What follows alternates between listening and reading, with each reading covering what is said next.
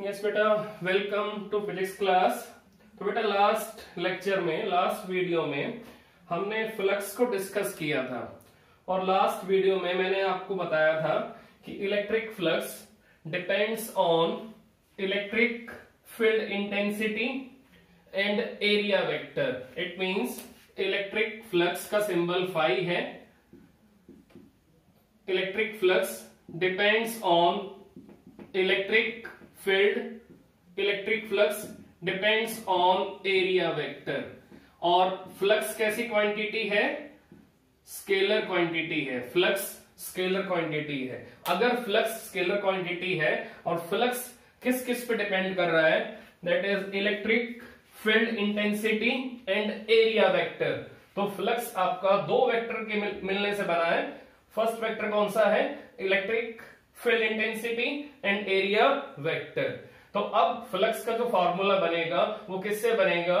Bye using scalar product of E and A. क्योंकि flux scalar quantity है तो यहां पर क्रॉस प्रोडक्ट आपका यूज नहीं होगा, तो सिर्फ डॉट प्रोडक्ट ही यूज होगा और phi equal to E dot A. Flux का डेफिनेशन मैंने आपको लास्ट वीडियो में बताया था कि number of electric field of line passing through particular area. इसका meaning electric field of lines पे फ्लक्स आपका डिपेंड करेगा और passing from particular area means area के डायमेंशन पे भी डिपेंड करेगा। इसका मीनिंग एरिया कितना बड़ा है, कितना छोटा है और एरिया का ओरिएंटेशन क्या है, एरिया वेक्टर की डायरेक्शन क्या है। और आपको मालूम है कि अगर हमें किसी एरिया का नॉर्मल मालूम है कि नॉर्मल कहां जाएगा, नॉर्मल कहां किस डायरेक्शन में निकलेगा, तो नॉर्मल ही डिसाइड करेगा कि आपका एरिया एलिमेंट, आपका एक्सपोज एरिया किस प्लेन में होगा। तो अगर हमें किसी एरिया का ओरिएंटेशन मालूम करना है, अगर हमें किसी एरिया का ओरिएंटेशन मालूम करना है तो हमें उस एरिया का नॉर्मल ड्रॉ करना है और फिर चेक करना है कि नॉर्मल आपका कौन सी डायरेक्शन फॉलो कर रहा है। उसके अकॉर्डिंग ही हमें मालूम चलेगा कि एरिया किस प्लेन में फैला हुआ है। तो अगर हमें किसी एरिया का ओरिएंटेशन मालूम करना है, हमें अगर किसी एरिया एलिमेंट का ओरिएंटेशन मालूम करना है तो हम उसके नॉर्मल से ये मालूम करेंगे कि वो एरिया एलिमेंट किस प्लेन में है। तो अब हमें ये आइडिया चल चुका है कि फ्लक्स का फार्मूला क्या होगा, dot product of electric field intensity into area vector. और हमने इसको ओपन भी किया था कि flux equal to E A cos theta, flux equal to E A cos theta, flux equal to E A cos theta. और theta की हमने अलग अलग वैल्यूज भी ली थी, 90 डिग्री, 180 डिग्री। तो यहां आंसर क्या आया था? प्लस ई ए। यहां आंसर क्या आया था? माइनस ई ए। और यहां आंसर क्या आया था? 0 आया था। Now SI unit of flux, that is SI unit of electric flux.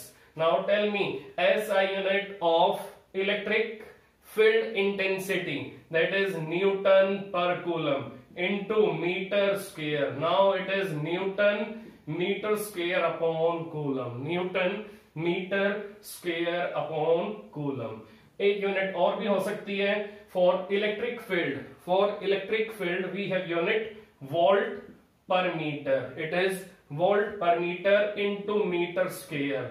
Now it is volt into meter, it is volt into metre.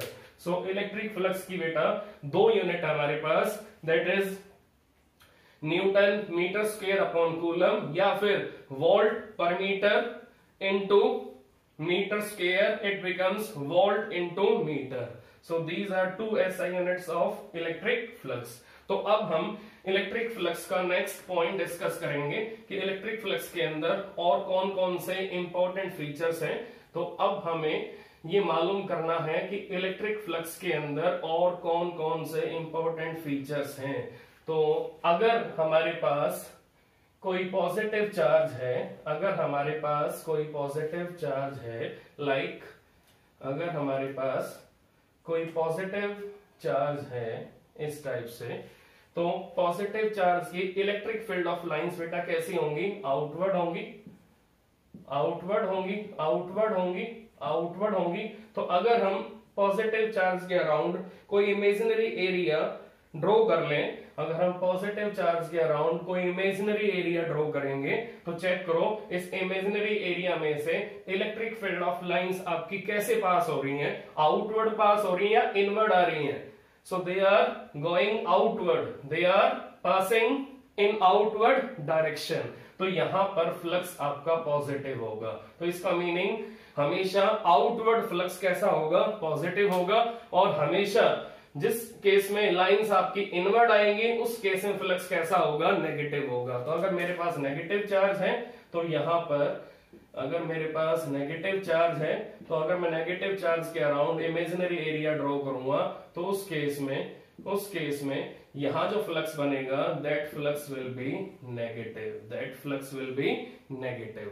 तो अगर हमें ये मालूम करना है कि फ्लक्स पॉजिटिव कब होगा और नेगेटिव कब होगा, तो ये आपको माइंड में रखना है कि जो आउटवर्ड लाइंस होंगी वो फ्लक्स कैसा बनाएंगी, दैट इज पॉजिटिव। और जो इनवर्ड लाइन होंगी, जो इनवर्ड फ्लक्स होगा, जो फ्लक्स आपका इनवर्ड डायरेक्शन में बनेगा that flux will be negative. तो यहां पर जो फ्लक्स आएगा वो नेगेटिव आएगा और यहां जो आउटवर्ड फ्लक्स होगा वो पॉजिटिव होगा। So outward flux positive and that is inward flux that is negative. इसी टाइप से अगर मैं इलेक्ट्रिक फील्ड ऑफ लाइंस के अंदर कोई सिलेंड्रिकल बॉडी एज्यूम करूंगा, अगर मैं इलेक्ट्रिक फील्ड ऑफ लाइंस के अंदर अभी चेक करते हैं, अगर मैं इलेक्ट्रिक फील्ड ऑफ लाइंस के अंदर कोई सिलेंड्रिकल बॉडी एज्यूम करूंगा तो वहां पर चेक करते हैं फ्लक्स कैसे बनेगा। अभी चेक करते हैं कि अगर मेरे पास यूनिफॉर्म इलेक्ट्रिक फील्ड लाइंस हैं और इन लाइंस में मैंने एक सिलेंड्रिकल बॉडी एज्यूम की है। अब इस सिलेंड्रिकल बॉडी के पास कितने टाइप के सरफेस होंगे बेटा, इस सिलेंड्रिकल बॉडी के पास 2 सर्कुलर सरफेस है और एक सरफेस आपका कर्व सरफेस है। तो अब चेक करके बताओ, जो आपका सर्कुलर सरफेस है, इस सर्कुलर सरफेस का जो एरिया वेक्टर होगा वो कहां होगा, इन outward direction, that is A1। और इसका बोलो एरिया वेक्टर कहां होगा, that is in outward direction, that is A2। और जो आपका कर्व सरफेस है, इसका एरिया वेक्टर कहां होगा बेटा, that is in outward direction, that is A3। अब चेक करके बताओ कि A3 में और E में कितना एंगल है बेटा, that is 90, that is 90। Now tell me angle between A2 and E, that is 180, that is 180। अब यहां चेक करो, यहां पर जो आपका एंगल बनेगा E और A1 के बीच में, that angle is 0 degree, that angle is 0 degree. तो आप चेक कर सकते हो कि यहां पर आप चेक कर सकते हो कि यहां पर एंगल क्या 180 है, यहाँ एरिया वेक्टर का है आउटवर्ड है और लाइंस यहाँ कैसी आ रही हैं, इस एरिया में इनवर्ड आ रही हैं या आउटवर्ड आ रही हैं। These lines are coming inside number 2 circular surface. इसका मीनिंग यहां पर इलेक्ट्रिक फील्ड ऑफ लाइंस इस एरिया में इनवर्ड आ रही हैं और यहां चेक करो, इस एरिया में से electric field of lines outward निकल रही है, बाहर निकल रही हैं। तो यहां का फ्लक्स कैसा होगा, पॉजिटिव, और यहां का फ्लक्स कैसा होगा, नेगेटिव। फ्लक्स का फॉर्मूला लगाओ, यहां पर क्या लगेगा, E(A2 cos 180) और यहां बोलो फ्लक्स का फॉर्मूला Φ1 E(A1 cos 0) और यहां बोलो फ्लक्स का फॉर्मूला लगाओ E(A3 cos 90) दैट इज 0। तो अब आपको मालूम चल चुका है कि अलग अलग ओरिएंटेशन में फ्लक्स का क्या क्या आंसर आएगा, अलग अलग ओरिएंटेशन में फ्लक्स का क्या क्या आंसर आएगा। Now we know that in different orientation we have different angle between electric field intensity and area vector। तो अब हम एक सिंपल सा न्यूमेरिकल और ले लेते हैं, एक सिंपल सा न्यूमेरिकल लेंगे और फिर हम गॉस थ्योरम को डिस्कस करेंगे, हम गॉस लॉ को डिस्कस करेंगे। तो एक सिंपल सा न्यूमेरिकल लेते हैं बेटा। इसके बाद एक सिंपल सा न्यूमेरिकल हम क्या लेंगे अब, if we have electric field 2i cap, if we have electric field 2i cap plus 2j cap Newton per meter and area equal to 20 meter square, area equal to 20 meter square in xy plane। हमारे पास electric field intensity vector form में given है, हमारे पास area का magnitude given है, हमारे पास एरिया का प्लेन गिवन है, that is X Y plane.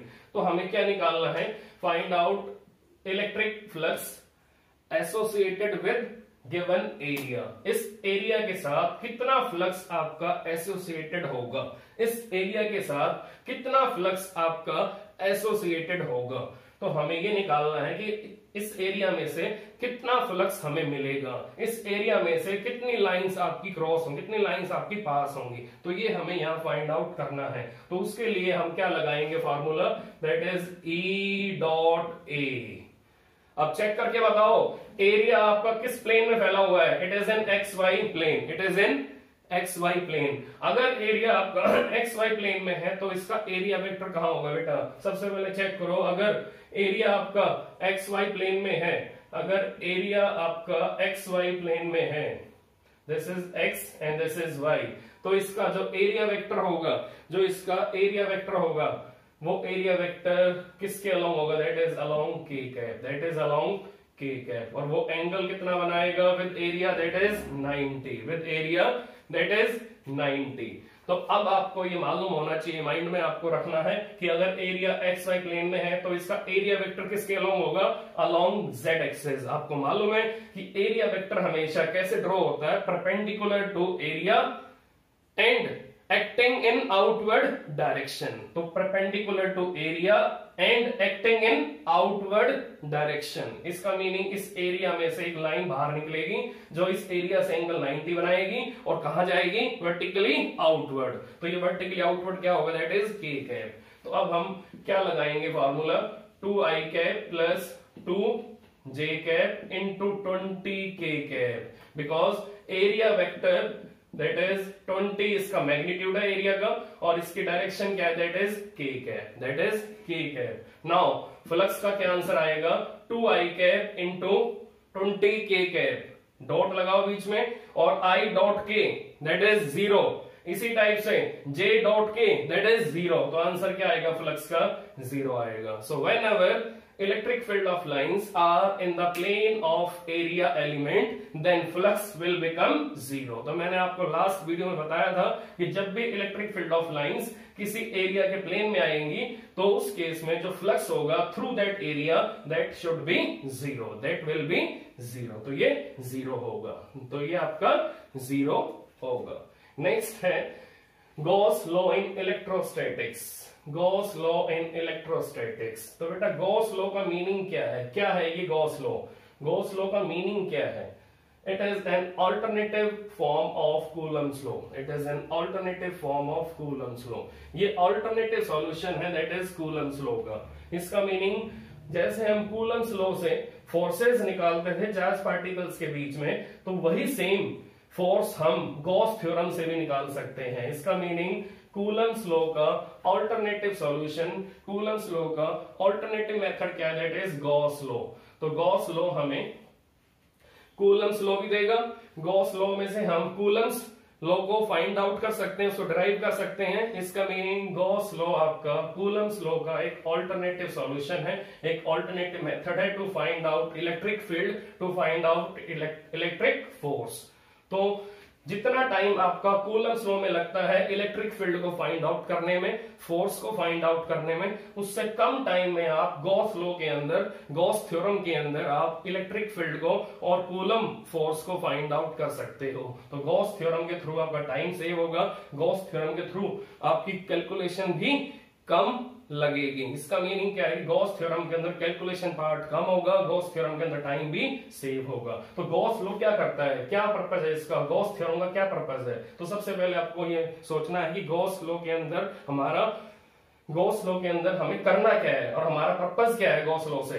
तो सबसे पहले ये मालूम करना है कि गॉस लॉ के अंदर ऐसा क्या होता है, गॉस लॉ के अंदर क्या कनेक्टिविटी बनती है, गॉस लॉ के अंदर क्या कनेक्शन बनता है, किन किन क्वांटिटीज के बीच में कनेक्शन बनता है। तो चेक करते हैं कि गॉस लॉ आपका क्या क्या काम करता है।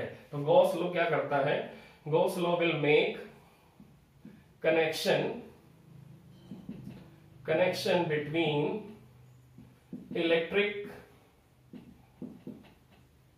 Flux and electric charge. तो गॉस लॉ आपका किस किस के बीच में कनेक्शन बनाता है? Gauss law will make connection between electric flux and electric charge. तो ये तो इसका फर्स्ट फीचर है कि ये कनेक्शन बनाता है इलेक्ट्रिक फ्लक्स में और इलेक्ट्रिक चार्ज में। नंबर 2, एक कनेक्शन और भी बनाता है ये, it will make connection between electric field and electric charge inside closed surface। तो इलेक्ट्रिक फील्ड में और electric charge inside close surface में ये कनेक्शन बनाता है। इसका मीनिंग गॉस थ्योरम के अंदर आपको किस किस में मिलेगा कनेक्शन? इलेक्ट्रिक फ्लक्स में और इलेक्ट्रिक चार्ज में, और इलेक्ट्रिक फील्ड में और electric charge present inside any closed surface. तो इस टाइप से आपको ये मालूम होना चाहिए कि इलेक्ट्रिक फील्ड आपका इलेक्ट्रिक चार्ज के साथ कनेक्शन बनाएगा और इलेक्ट्रिक फ्लक्स आपका इलेक्ट्रिक चार्ज के साथ कनेक्शन बनाएगा। किसके अंदर? गॉस थ्योरम के अंदर, गॉस लॉ के अंदर। तो अब हम चेक करेंगे कि ये कनेक्शन किस स्टेटमेंट के थ्रू बनेगा, ये कनेक्शन कैसे बनेगा। तो अभी चेक करते हैं ये कनेक्शन कैसे बनेगा। तो सबसे पहले हम लिखेंगे statement of Gauss theorem, that is statement of Gauss theorem. क्या स्टेटमेंट है गॉस थ्योरम की? That is the surface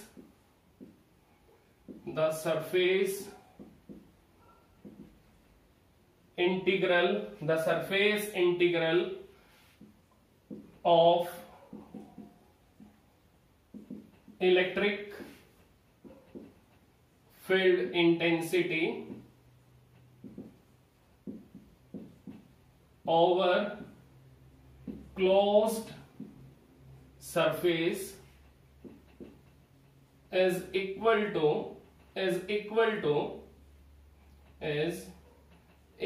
to 1 upon epsilon naught times charge enclosed by closed surface। Charge enclosed by closed surface। इसका meaning क्या है? इसका meaning ये है बेटा कि the surface integral of electric field intensity over closed surface is equal to 1 upon epsilon naught times charge enclosed by closed surface. तो इसका मीनिंग ये है कि अगर कोई पॉइंट चार्ज किसी क्लोज्ड बाउंड्री के अंदर है, अगर कोई पॉइंट चार्ज किसी क्लोज्ड बाउंड्री के अंदर है, तो उस क्लोज्ड बाउंड्री में से इसकी इलेक्ट्रिक फील्ड कैसे निकलेगी? इन आउटवर्ड डायरेक्शन।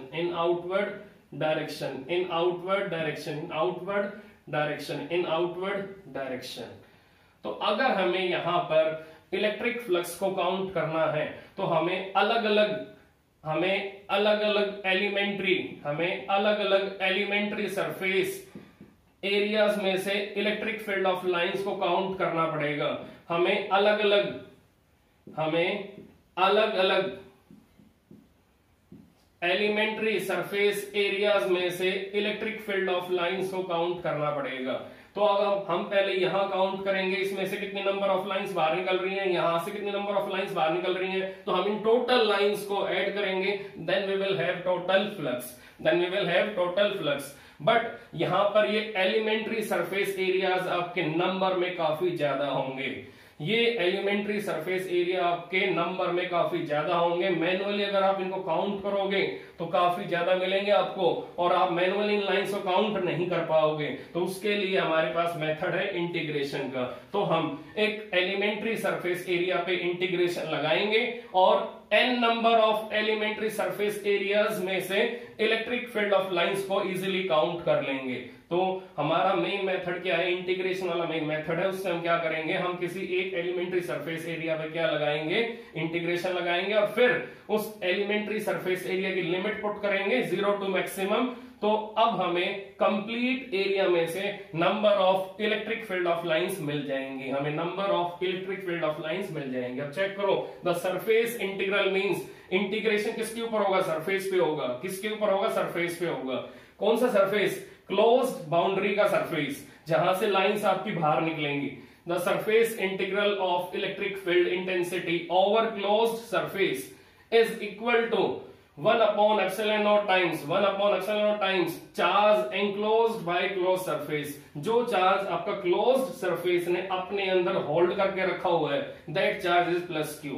तो हमें ये चेक करना है, charge enclosed by the closed surface. तो अगर अंदर चार्ज होगा तो गॉस थ्योरम लगेगा, तो अगर चार्ज आपका क्लोज बाउंड्री के अंदर प्रेजेंट होगा तो गॉस थ्योरम लगेगा, नहीं तो गॉस थ्योरम, गॉस लॉ नहीं लगेगा। तो ये आपको स्टेटमेंट के थ्रू मिल रहा है कि when ever any charge present in any closed boundary, then we can apply Gauss theorem on that closed boundary. तो इसका मीनिंग ये, इसका फिगर से मैंने आपको एक्सप्लेनेशन बता दिया है। मैथमेटिकल इसकी स्टेटमेंट क्या बनेगी, E dot ds equal to Q upon epsilon naught, E dot ds equal to Q upon epsilon naught. इसका meaning surface integral of electric field over closed surface, this is closed surface, is equal to 1 upon epsilon naught times charge present inside closed boundary, so this is all about statement of Gauss theorem, statement of Gauss law in electrostatics। अब check करो क्या formula था flux का आपका, flux is equal to E dot A, और d phi बोलो क्या होगा, d phi is equal to E dot d A. उसी टाइप से बताना बेटा, अगर मैं डी ए को ds लिखूंगा तो भी कोई चेंज नहीं आएगा, सिंबल को आप चेंज कर सकते हो। ds का meaning small surface area of small element of surface area. इसका मीनिंग, ds का मीनिंग क्या है, it is smaller surface area of closed boundary. तो इसका मीनिंग क्लोज बाउंड्री का हमने एक फ्रैक्शनल सरफेस एरिया लिया है, दैट इज ds। तो ds आपका इस क्लोज्ड बाउंड्री के सरफेस का एक स्मॉलेस्ट फ्रैक्शन है, that is ds।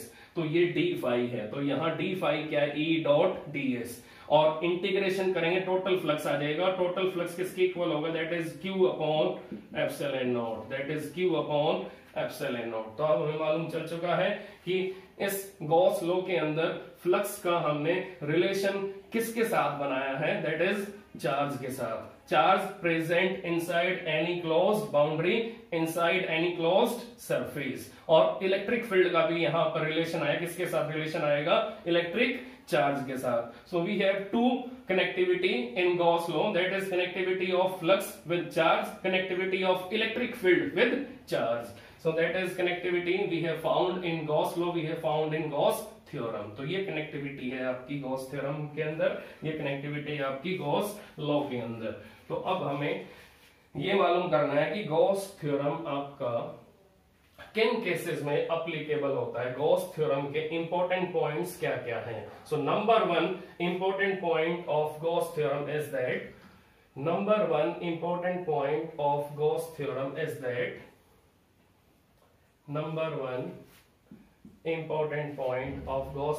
that Gauss theorem applicable in symmetrical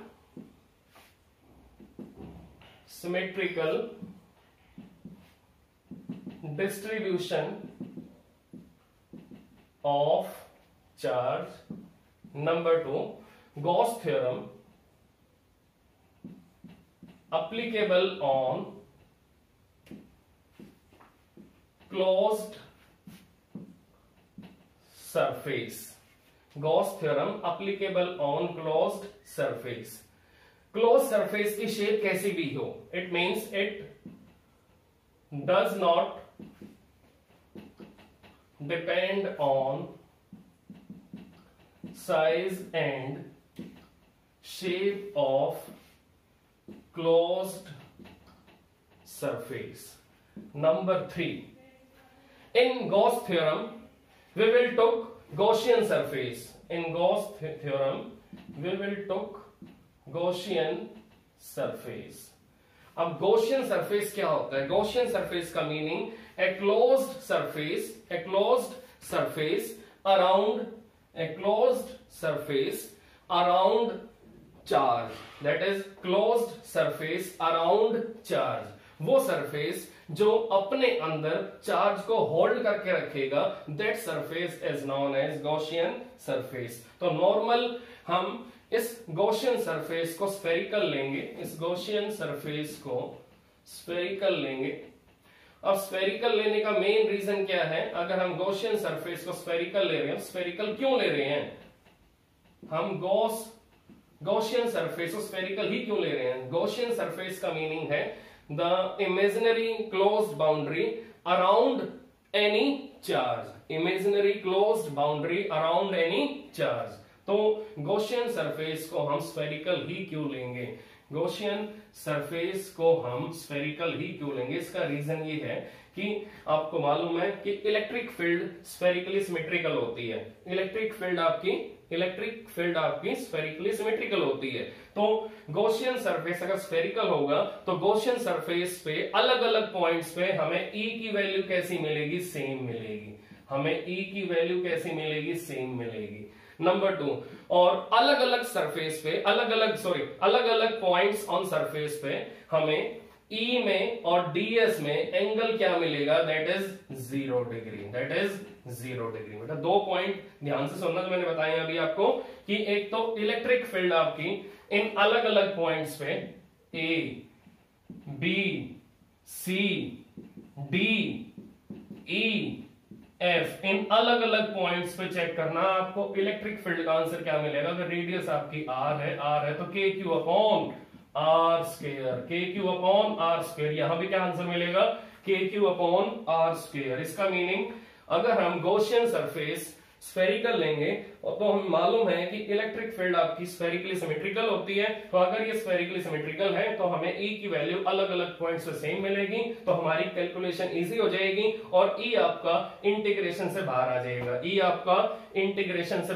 क्यों? क्योंकि E अगर कांस्टेंट है तो कांस्टेंट वैल्यू आपकी इंटीग्रेशन से बाहर आ जाएगी और हमारी कैलकुलेशन इजी हो जाएगी। फिर हमें सिर्फ इंटीग्रेशन किसका करना पड़ेगा?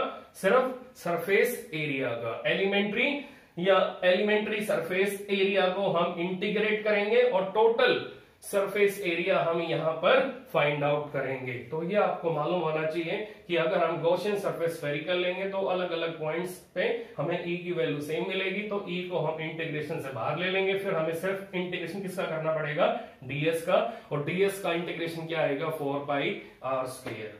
तो अब दूसरा पॉइंट E और DS के बीच में एंगल हमें क्या मिलेगा? 0 डिग्री मिलेगा। आप चेक कर सकते हो कि इन अलग अलग एलिमेंट्री सरफेस एरियाज में आप चेक कर सकते हो, इन अलग अलग एलिमेंट्री सरफेस एरियाज में अगर आप डायरेक्शन निकालोगे किसकी? एरिया वेक्टर की, तो डायरेक्शन कैसी आएगी? आउटवर्ड आएगी। आउटवर्ड। नाउ इलेक्ट्रिक फील्ड भी कैसी है? आउटवर्ड। इन दोनों के बीच में बोलो कितना एंगल है? That is 0 degree. तो अगर मैं डॉट को यहां से हटाऊंगा तो E डॉट DS को अगर मैं ओपन करूंगा तो क्या आएगा, E D S cos zero, E D S cos zero, cos zero 1 हो जाएगा। तो इसका मीनिंग कॉस 0 1 होने से आपकी कैलकुलेशन और सिंपल हो जाएगी। और ई और डी एस के बीच में अगर एंगल 0 होगा तो इजीली आप इंटीग्रेशन वाले मेथड से इलेक्ट्रिक फील्ड का आंसर निकाल लोगे, इलेक्ट्रिक फील्ड का आंसर निकाल लोगे। उसके बाद नेक्स्ट, अब E और ds आपका क्या रहेगा, दोनों सेम डायरेक्शन में रहेंगे, E सेम रहेगा। तो ये बेनिफिट है अगर हम गॉसियन सरफेस को स्फेरिकल लेंगे, अगर हम गॉसियन सरफेस को स्फेरिकल लेंगे। तो ये आपको मालूम होना चाहिए कि गॉसियन सरफेस को अगर हम स्फेरिकल लेते हैं तो हमें क्या क्या बेनिफिट्स मिलेंगे, हमें क्या क्या बेनिफिट्स मिलेंगे। Now number 4 feature, number 4 feature, number 4 important point of Gauss theorem is, Gauss theorem के अंदर electric field obeys inverse square law. इसका मीनिंग गॉस थ्योरम किस पे काम करता है, इनवर्स स्क्वायर लॉ पे काम करेगा। So it will follow inverse square law. Number 5, Gauss theorem के अंदर जो चार्ज की लोकेशन है, charge location inside closed surface does not matter. जो चार्ज की लोकेशन है क्लोज्ड सरफेस के अंदर वो मैटर नहीं करेगी गॉस थ्योरम के अंदर। अगर ये प्लस क्यू चार्ज इस क्लोज बाउंड्री के सेंटर में नहीं होगा, कहीं और होगा, तो भी फ्लक्स की वैल्यू सेम आएगी, तो भी E डॉट ds का आंसर सेम आएगा। इसका मीनिंग अगर मैं इस प्लस क्यू को यहां से रब करके, अगर मैं इस प्लस क्यू को यहां से रब करके सेंटर के अलावा किसी और लोकेशन पे दिखाऊंगा तो भी इस क्लोज बाउंड्री का जो फ्लक्स आएगा वो पहले वाला ही आएगा। इसका मीनिंग चार्ज की जो लोकेशन होगी क्लोज बाउंड्री के अंदर वो फ्लक्स को निकालने में हमें किसी भी टाइप की डिफिकल्टी नहीं आने देगी। इसका मीनिंग चार्ज की लोकेशन फ्लक्स को निकालने में कोई भी रोल प्ले नहीं करेगी। तो चार्ज आपका अगर क्लोज बाउंड्री के अंदर किसी भी पॉइंट पे रखा हुआ है तो उसका मीनिंग चार्ज अगर क्लोज बाउंड्री के अंदर किसी भी पॉइंट पे रखा हुआ है तो उसकी वजह से फ्लक्स चेंज नहीं होगा। इसका meaning location of charge inside close boundary can change but there is no change in electric flux, there is no change in electric flux. तो इलेक्ट्रिक फ्लक्स में कोई चेंज नहीं आएगा। तो ये आपको ध्यान रखना है, ये इसके बेसिक पॉइंट्स हैं। तो नेक्स्ट लेक्चर में हम इसको डिटेल में पढ़ेंगे, इसकी एप्लीकेशंस भी करेंगे। तो टिल देन आपको इन पॉइंट्स को स्टडी करना है और इनको प्रॉपर वे से अंडरस्टैंड करना है। Thank you.